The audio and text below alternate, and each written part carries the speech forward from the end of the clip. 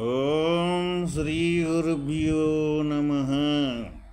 శ్రీ భాగవత కృష్ణదేశికేంద్రుల వారి శుద్ధ నిర్గుణ తత్వకందార్థములు. గురుదత్తాభయదానమును గురించి తెలియజేయుచున్నారు. పతి అయినను సతి అయినను సతి సాహస పరులగాక ఆంతర్యమునన్ రతివెల్లలజ్జపడ సంతతి గదు చూడుమట్ల తగదు లజ్జించ. గురు శిష్యులు తగులజ్జనంచ. మతిని నీవిట్లు సమ్మతి చేసి ఏ సంగతి. మతిని నీవిట్లు సమ్మతి చేసి ఏ సంగతి.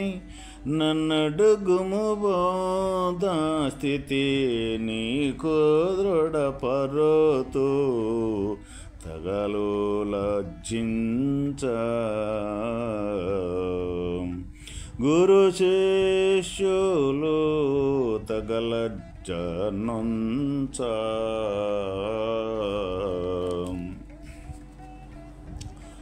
ఓ శిష్యుడా, భార్యాభర్తలు పడక గదిలో చేరి ఒక శయ్యపై పరుండినప్పుడు భర్త గాని భార్య గాని సిగ్గును విడిచి ఒకరికొకరు కౌగలించుకొని రతి సల్పినసో సంతానము కలుగును. కానీ సిగ్గుచే భార్యాభర్తలు ఇరువురు చెరువక వైపు తిరిగి పడుకొనినచో వారికి సంతానము కలగనట్లు. గురు శిష్యులిద్దరూ ఒకచోటే చేరినప్పుడు శిష్యుడు సిగ్గుచే గురువుని ఏమియూ ప్రశ్నింపక ఊరక కూర్చుండినచో శిష్యునకు పరిపూర్ణ బోధ తెలియబడదు.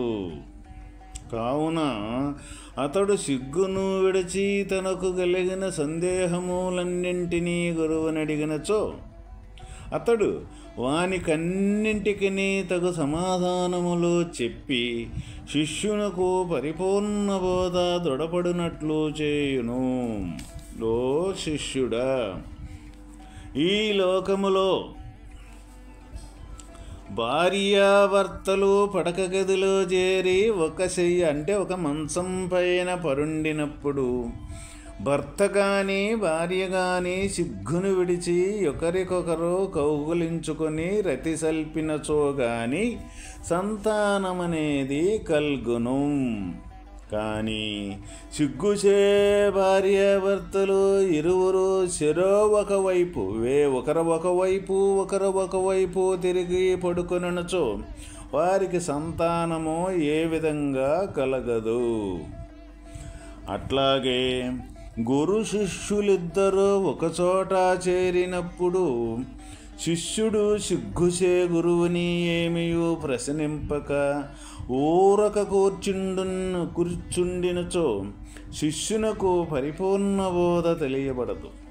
కావున అతడు సిగ్గును విడిచి తనకు కలిగిన సందేహములన్నింటినీ గురువునడిగినచో అతడు వానికన్నింటికి తగు సమాధానములు చెప్పి శిష్యునకు పరిపూర్ణ బోధ దృఢపడినట్లు చేయును. ఇక్కడ మనకి గురు శిష్యుల యొక్క విధానము ఏ విధంగా ఉండాలి అంటే మనస్సులో హృదయములో ఎటువంటి కల్మషము అంటూ శిష్యుడికి లేకుండా తన హృదయములో దాగి ఉన్న కల్మషాలు మొత్తాన్ని కూడా తొలగించి సిగ్గు, లజ్జ, బిడియము, అహంకారము వీటినన్నింటినీ పక్కకి త్రోసిపుచ్చి ఏ పరిపూర్ణ బోధకైతే గురుడు దగ్గరికి చేరాడో ఆ పరిపూర్ణానికి సంబంధించిన తనలో ఉన్న అనుమానాలు ఏవైతే ఉన్నాయో ఆ అనుమానాలు తీరేదానికి సంబంధించిన ఎలాంటి లజ్జ సిగ్గు పడకుండా తన గురువు దగ్గర చేరినప్పుడు ఒకచోట ఉన్నప్పుడు అటువంటి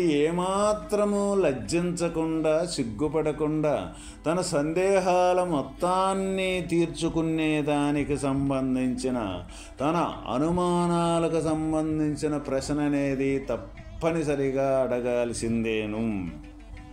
అదే అడగకపోతే ఇక్కడ మనకు చిన్న సామెత, తల్లి అయినా సరే కనీసం అడగనదే అమ్మైనా కనుక ఒక ముద్ద పెట్టదు అని మనకు ఒక సామెత ఉంది.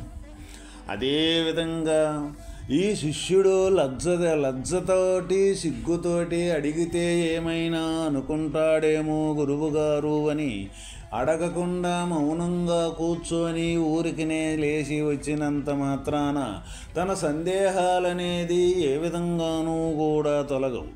కాబట్టి సందేహాలు మొత్తం తొలగాలి భగవంతుని గూర్చి అంటే ఏ రకం సందేహము అంటే ఏమిటి భగవంతునికి మానవుడికి మధ్యనుండ వ్యత్యాసం అంటూ ఏమిటిది?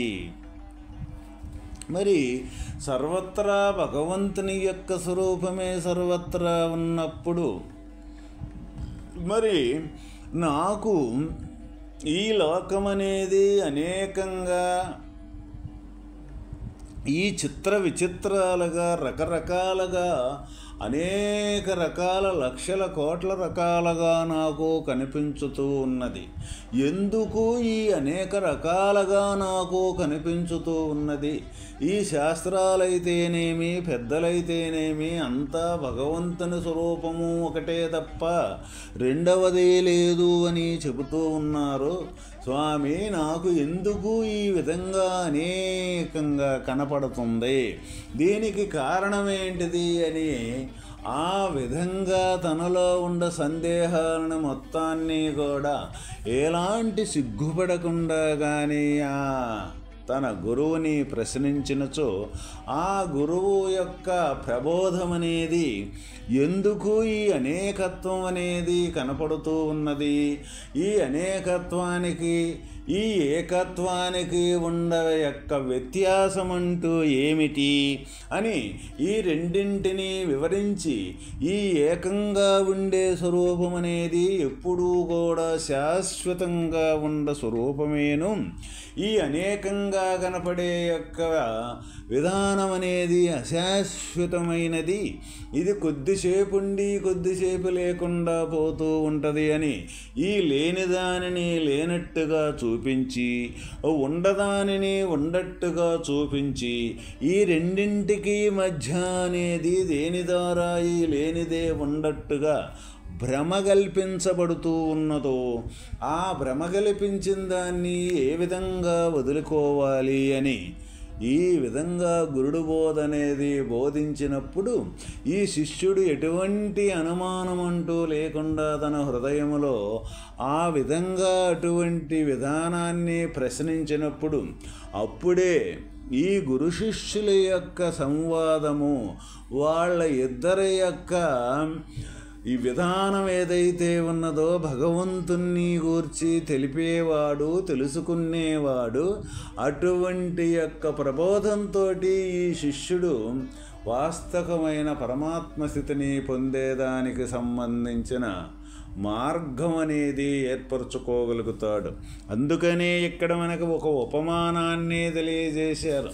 ఒక భార్యాభర్తలో ఒక మంచం మీద పడుకొని సిగ్గుతోటి చెరువు వైపు పడుకుంటే పిల్లల సంతానం అనేది కలగదు. కాబట్టి అటువంటి సిగ్గు లేకుండా వాళ్ళు అన్యోన్యంగా కలిసి పడుకున్నప్పుడే సంతానోత్పత్తి అనేది జరుగుద్ది.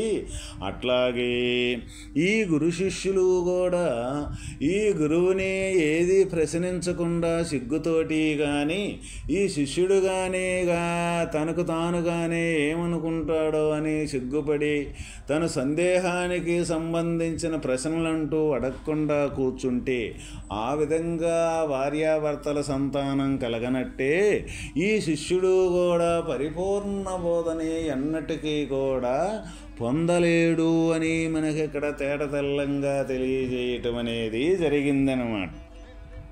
అయితే ఇక ఈ విధంగా మనకి వాళ్ళు ఈ శాస్త్రాల ద్వారా అనేక రకాల యుక్తులతోటి అనేక ఉపమానములతోటి మనకు తెలియజేసినప్పుడు ఎవరైనా సరే అసలు భగవంతుణ్ణి గూర్చి పట్టించుకోనోళ్ళు ఈ లోకంలో 150 మంది ఉండవచ్చు.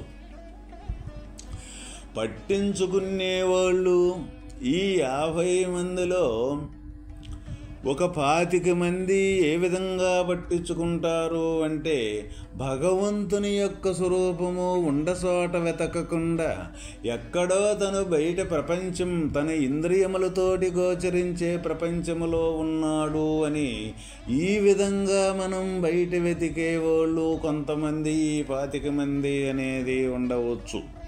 మిగతా 25 మందిలో ఏ 10 మంది మా దేవుడు గొప్ప, మా మతము గొప్ప, మేమే గొప్ప, మా దేవుడు మార్గాన్ని మాకు ఎక్కువగా ఉంటుంది అని ఈ తీరుగా మతవాదులతోటి చర్చించుకునే వాళ్ళు కొంతమంది ఉండొచ్చు.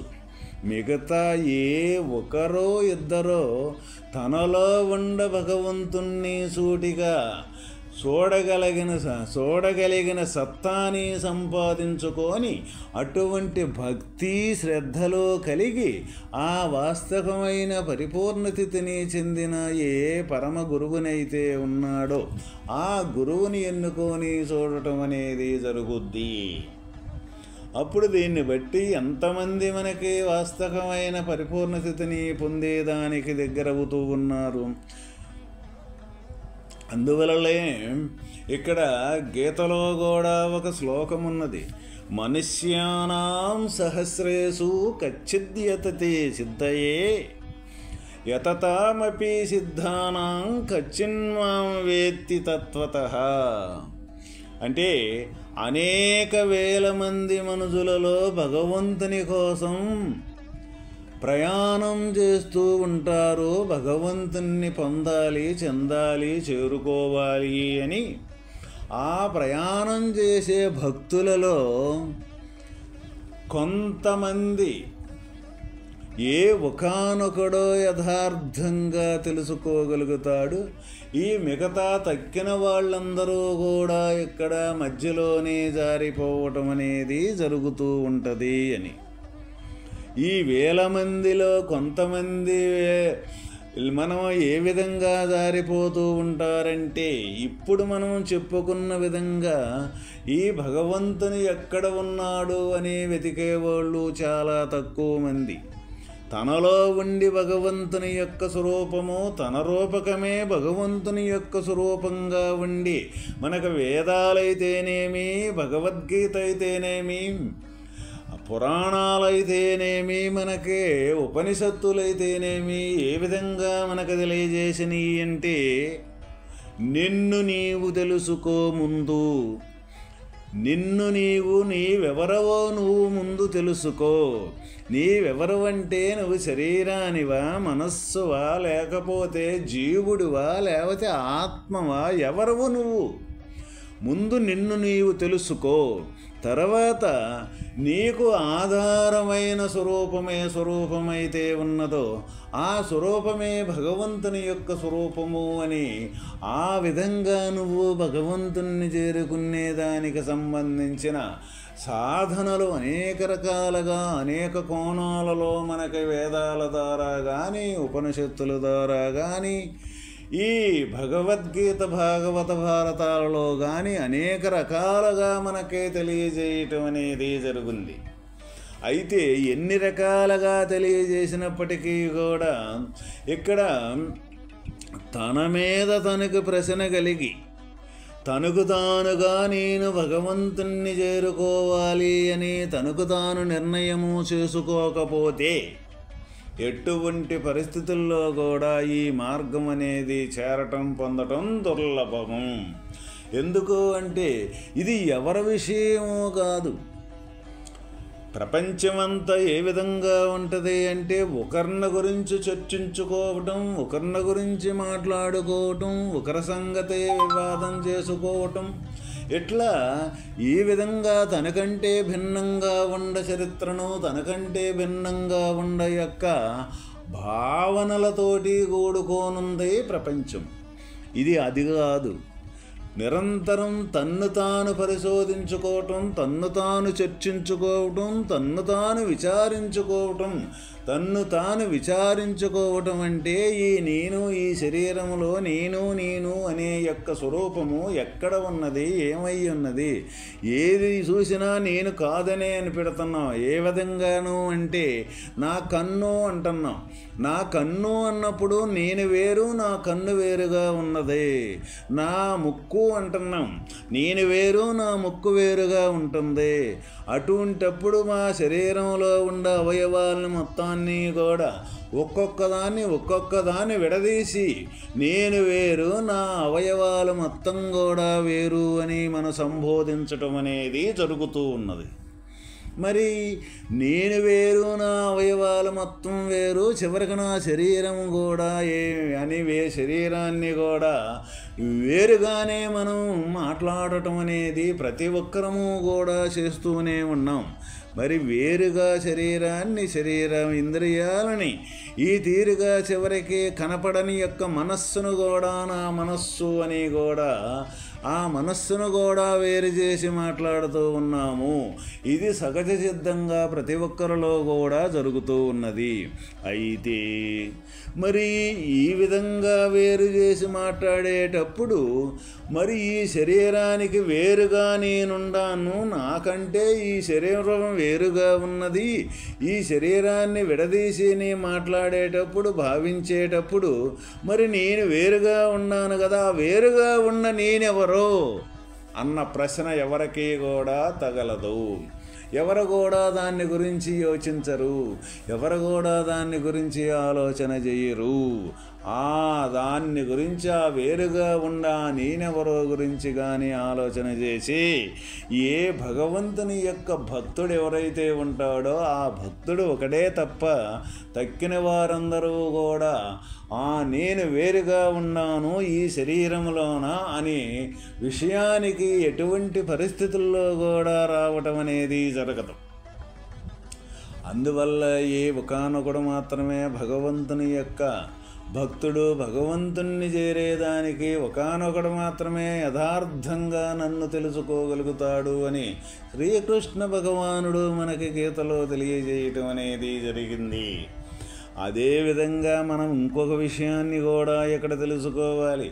ఎవడో ఒకానొకడే అనంటలే ఈ గీతని భగవంతుని దగ్గర చేరేది, భగవంతుణ్ణి తెలుసుకునేది మన అందరి వల్ల కాదంటలే అని ప్రతి ఒక్కరూ కూడా నిరుత్సాహం పడవలసిన పని అంటూ లేనే లేదు.